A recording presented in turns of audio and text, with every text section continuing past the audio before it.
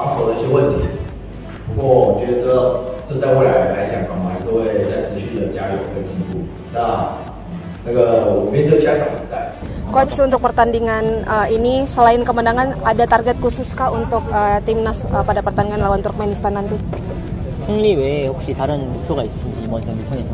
아니, 승리 외에는 다른 목적이 없다고. 우리는 무조건 내일 이기고 다음 내년 4월 때 있을 최종 예선에 나가는 게 목표고.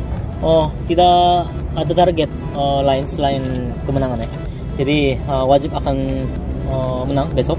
Dan kita akan lolos ke kualifikasi babak terakhir di AFC U23 bulan April tahun depan. Setelah kita memenangkan pertandingan pertama di grup K mengalahkan China Taipei dengan sangat telak 9-0. Ini mendapatkan berbagai tanggapan terutama dari pelatih China Taipei sendiri yaitu Zheng Tailin. Ya, Zheng Tailin begitu usai pertandingan mengakui kehebatan tim Indonesia. Secara permainan dia mengatakan dengan jujur bahwa Indonesia levelnya di atas tim asuhannya.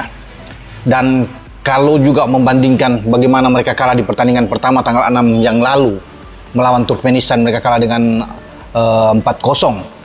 Dengan pertandingan di saat mereka kalah kemarin di Stadion Manahan Solo dengan 9 gol, ya secara jujur Zheng Tailin ini mengaku bahwa Indonesia bisa mengatasi Turkmenistan. Itu pandangan jujur dari Tailin, ya, bahwa permainan Indonesia levelnya bagus. Semua bermain di semua sektor, semua lini berjalan dengan baik. Ya, dia juga kaget dengan cara bermain Indonesia yang luar biasa.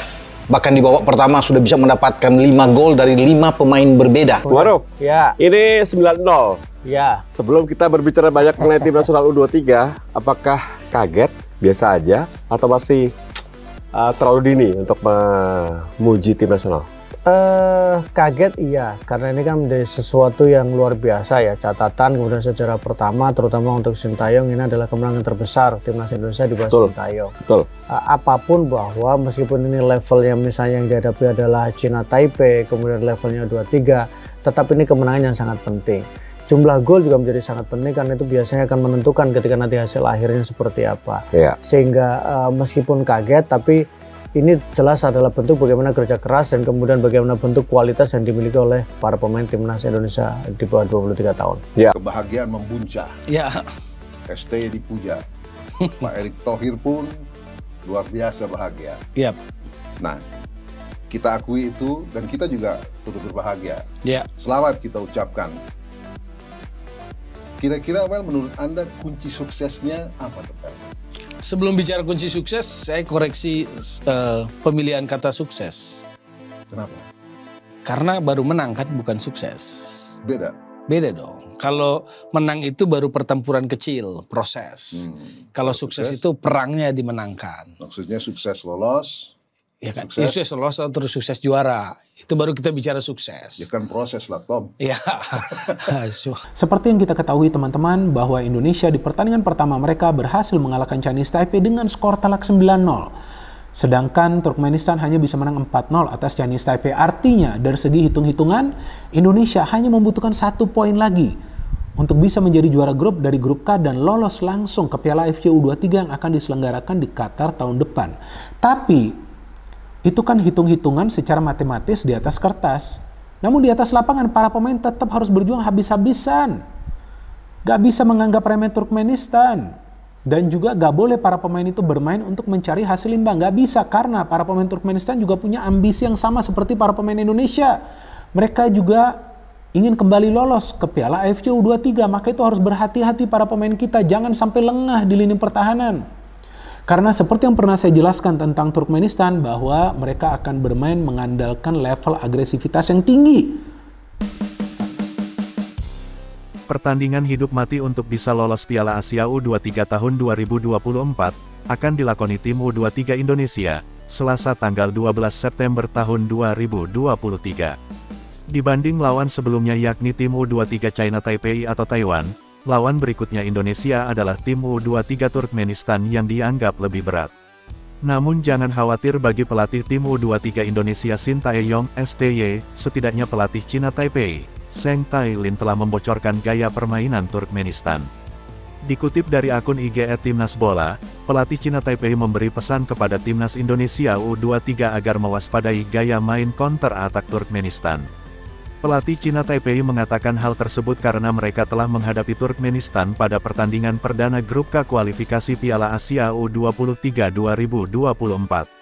Hasilnya, kala itu Taiwan dihajar dengan skor 0-4 oleh Taiwan, pada Rabu tanggal 6 September tahun 2023 di Stadion Manahan, Solo.